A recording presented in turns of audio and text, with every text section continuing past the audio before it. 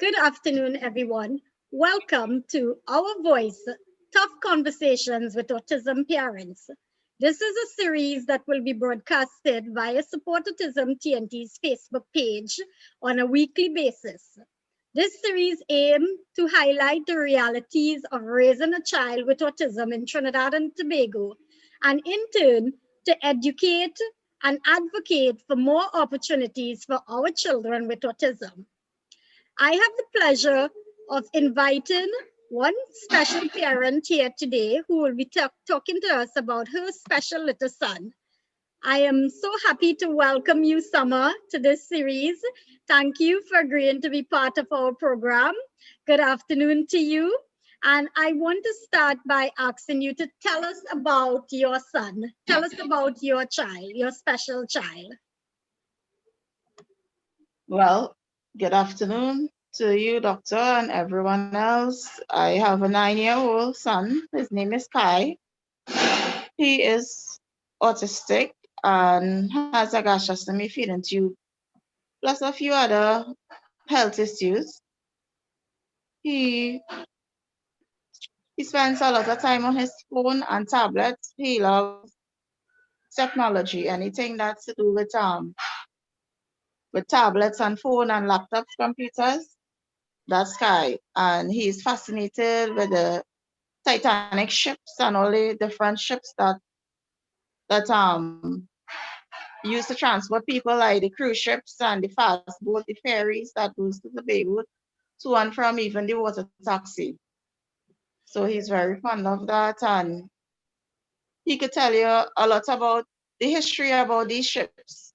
And another thing he's fascinated about is the natural disasters like hurricane, tsunami, earthquake, all those type of things. Yeah, he's into that.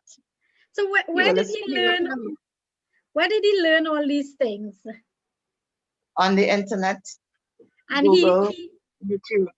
he goes and he finds it himself. Yes, he does. Okay, so tell me, Summer, how old was Kai when you noticed that he might be special or there were developmental issues that he was facing? How old were you? How was he then? It first started up when start giving him like pot food, you're trying to wean him off from the bottle. And I noticed that every time I feed him, whatever we cook, like callaloo, mashed potato, pumpkin, whatever, he choking. And something was definitely wrong because I never noticed that before because I have two other older children. And every time I visit the health center, I will tell the nurses about it. And a day I took him for vaccine, and the nurse, she said, "You want to see the doctor?" I said, "Yeah." I said, "No problem." And she took us with his notes together. Normally they give you your file and you go for yourself, but she went with us in the doctor's room, and doctor came out and asked the staff for something to eat because he didn't have anything.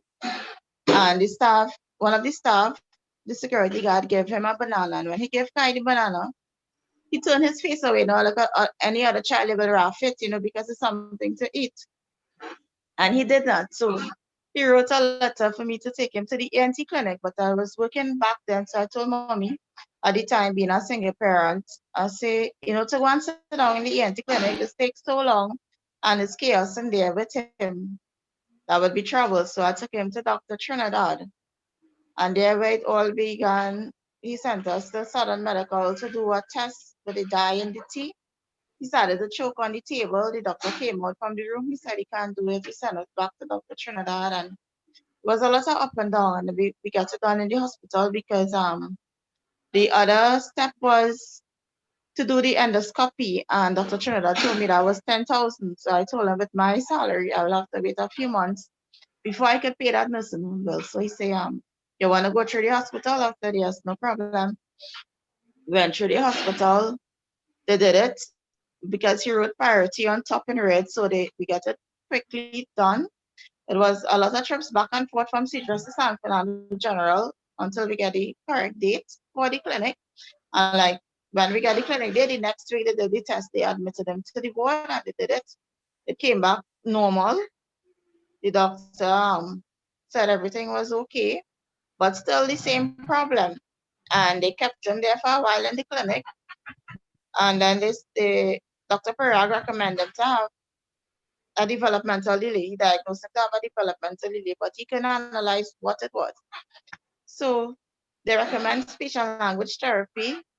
Went, I did the consultation, I started the money therapy. I went through the medical social worker in San Fernando, and she helped me out a lot, and I got through with the grant to pay for the speech and language therapy. He did it for a year because it was really supposed to be 6 months, but in and out the hospital, and he always sick, so we had to cancel, and it ran into a whole year. So the speech pathologist and a doctor we were seeing in the health center every day, November month of 2014, recommend me a doctor. And when I compared the two names, it was the same doctor, which is Dr. Badr Singh. I called and I made an appointment, and we took him there the Friday, sometime in November 2014. And there he diagnosed him to be autistic. How did you I mean, you seem to be spending a couple of years up and down, and initially you were dealing with his health issues, with the feeding problems. So the autism came out of that, couple of years of running back and forth. But when he was Yeah. diagnosed with autism, what was your reaction? How did you react to that diagnosis? First, I was a bit shocked. I was speechless at the moment. I came home. I didn't even talk from San Fernando to see just much because it's how am I going to deal with this? This was something new, very, very much new to me. And it was, I don't have words to describe that feeling as a parent because you're going not expecting to hear this.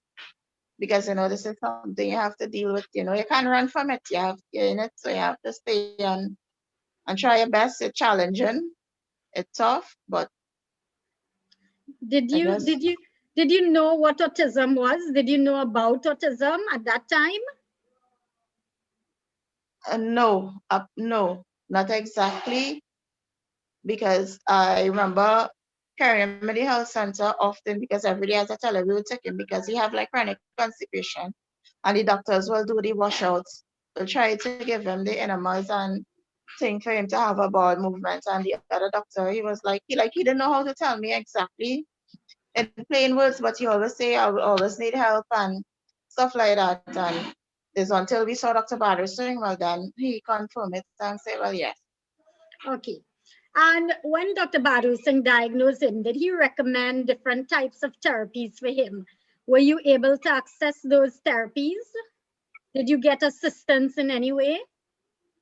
Well, he was doing the speech and language therapy, but Dr. Soman in Mounto, the gastroenterologist specialist, he recommended more. But I don't have the funding, I cannot afford it. And the behavioral therapy, I started it, but it's way too expensive, and I can't afford it, so we quit. How is Kai's behavior as he's getting older? Well, it's okay, it's just the tantrums. And the tantrums are normally because of what exactly? Like if he playing a game and he loses, he don't like to lose at all. He must win all the time. And like how if Karen go and we have no Wi-Fi, yeah, he will have a I think tantrum for that. I Yeah. think that sounds like a neurotypical child. The current go and they feel so lost without the tablets and computers and so on. That sounds like Yeah. children all over. Um, so, generally speaking, and what are your biggest challenges in trying, in bringing up, in raising Kai? What do you think are your biggest challenges? Let's talk first about his education. Is he in a school? Well, I know now with restrictions he would not be, but was he attending school at any point? How did that go? Tell us about that whole education scenario when it comes to him. Well, got him into the primary school. The previous acting principal and I friends, and she encouraged me to bring him to school. I took him to school. He didn't have to buy any uniform or any books or anything, just whatever I had. just make him available in the classroom, and she allowed me to stay with him for however long he could have stayed, right? And when the teacher will call him up and he will do what he have to do, whatever tracing, and they was amazed that he understand and what he had to do. And then he was in and out of the hospital, so he lose a lot of school time, so I didn't bother to take him back. And then I went to Dr. Barry Singh clinic, and he recommend for him to encourage me to take him back to school. So I got a letter for an aid, and when I dropped it, that another accent principal, she had left to go away to do her doctorate in England. She told me she leave it with this now acting principal. When I went to her, she said that the government not employing people like these again. So I was like, okay, I was disappointed. That so I just came back home. I think about it. Then coming from clinic a day with Kai, I met this young lady so happened to be traveling in the same taxi, and she had now finished school and she did the little training to see about these type of children with special needs. So she told me no, and she gave me the address to where to go to and the number, but I did not call. I went with the letter for myself. I even dropped it in the wrong district. And we got an aid. It was some trouble because the acting principal presently didn't want no part of it now. So she was like, she have to put so much things into place for Kai, made a lot of excuses, but I didn't give up. And the woman who was there from Student Support Services, she find hard to get Kai in. We had an aide there, he settled down for 2 weeks, but then it changed again. He got another aide, and then he had to leave, and then he got another aide. And they was not nice to him in this school, and he is very sensitive towards people and how they look at him and how they speak to him. So he had some minor surgery to do. He had a biopsy to do for the current configuration. And I told him that he wouldn't be coming to school, and they gave him some time home, but I never took him back because it was always some issue. We had to buy a fan for himself for the classroom. There was always some problem. So And he was intelligent in the classroom because, as far as what I understand from the meetings that I had with the acting principal and the teacher, that when they ask him a question, he will answer. When a question is being asked in the classroom, he will answer the question. Like for example, name an animal in the country, and he was like a zebra, and the teacher said no. He said, yes, Miss, in the zoo hard, like for agricultural science, what you need to do farming. He said an excavator to dig the drain. So it's not like he don't know stuff. And he read for himself. The only thing actually is to write, but he will trace. when was the last time Kai attended a school? I can't even remember. That's a while. The only sometime was last year, I believe. Yeah, last year. He went from last year. And are you able to get any kind of work done with him at home? Yes.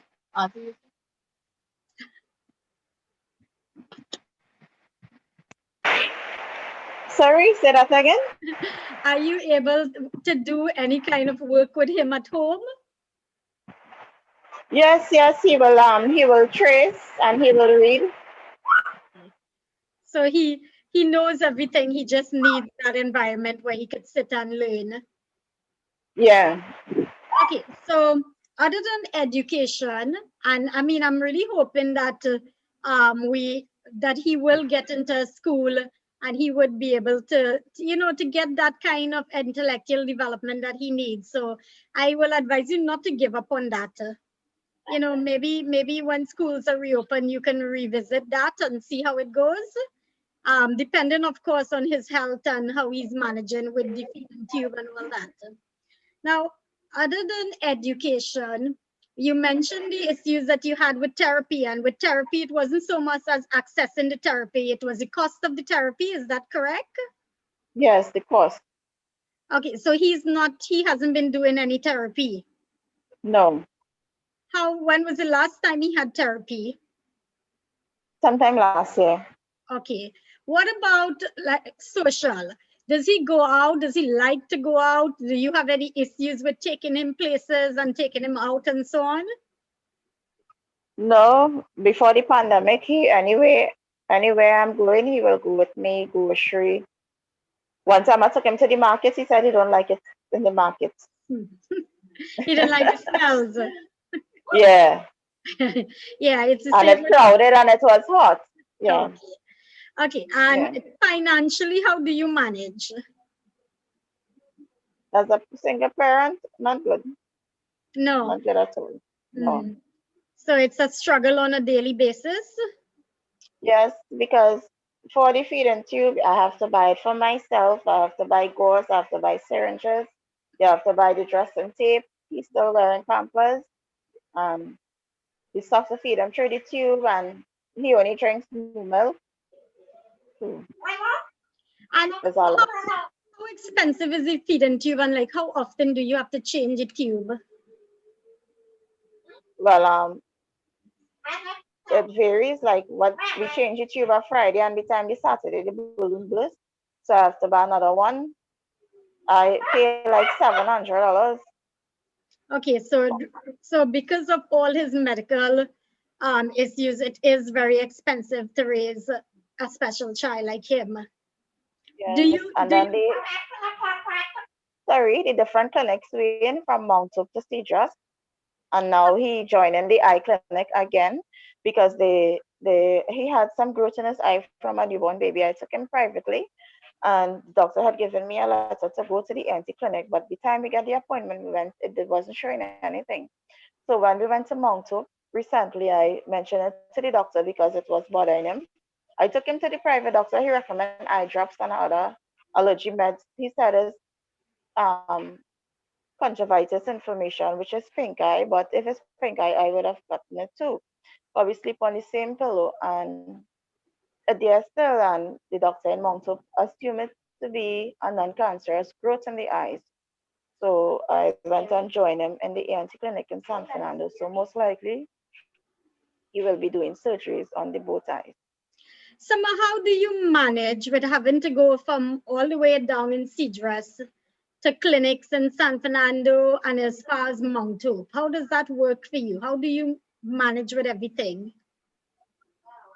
Well, it's hard financially because it's a lot of money because I have to pay for him and myself. There's a lot, but I do cope somehow thanks to a few of my friends that whenever I have to go clinic and I am falling short of finance, they help me with it. So, what is your main support system? Family and friends? Friends, basically a few from church, and the the special grant, the 1,500 for the month. Okay.